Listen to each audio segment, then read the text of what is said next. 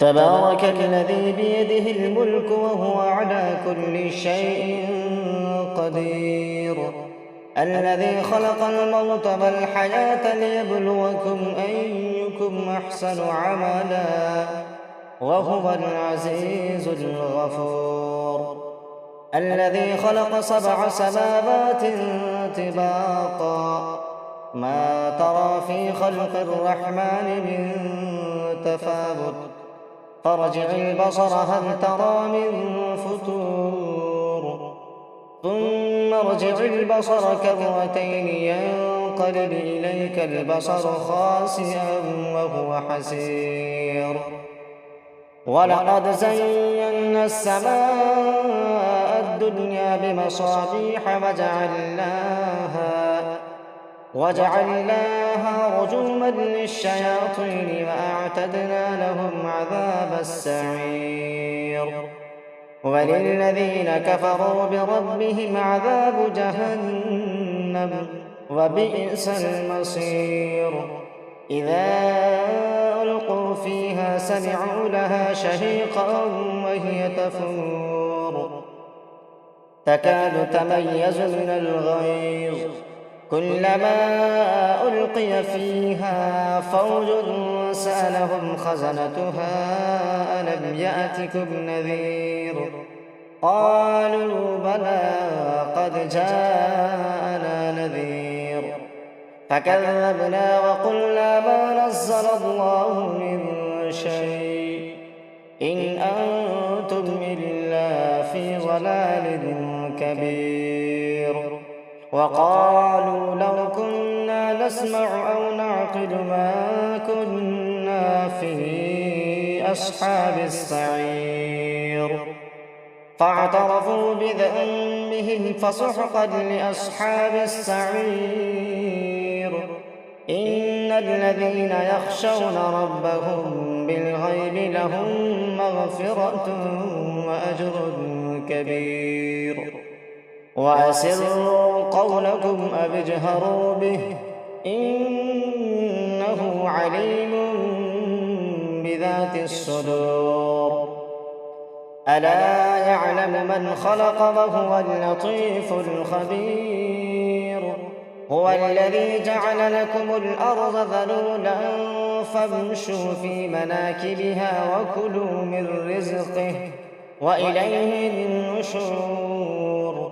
أأمنتم من في السماء أن يخسف بكم الأرض فإذا هي تمور أم أمنتم من في السماء أن يرسل عليكم حاصبا فستعلمون كيف نذير. ولقد كذب الذين من قبلهم فكيف كان نكير. أولم يروا إلى الطير فوقهم صافات ويقبض ما يمسكهن إلا الرحمن إنه بكل شيء بصير. أمن هذا الذي هو جند لكم ينصركم من دون الرحمن إن الكافرون إلا في غرور. أمن هذا الذي يرزقكم إن أمسك رزقه بل لجوا في عتب ونفور. أفمن يمشي مكبا على وجهه أهدى أمن يمشي سويا على صراط مستقيم. قل هو الذي أنشأكم وجعل لكم السمع والأبصار والأفئدة قليلا ما تشكرون. قل هو الذي ذرأكم في الأرض وإليه تحشرون.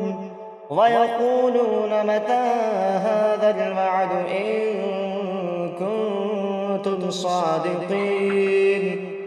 قل إنما العلم عند الله قل إنما أنا نذير مبين فلما رأوه زلفة سيئت وجوه الذين كفروا وقيل هذا الذي كنتم به تدعون قل أرأيتم إن أهلكني الله ومن معي أو رحمنا فمن يجير الكافرين من عذاب أليم قل هو الرحمن آمنا به وعليه توكلنا فستعلمون من هو في ضلال مبين قل أرأيتم إن أصبح ماؤكم غورا فمن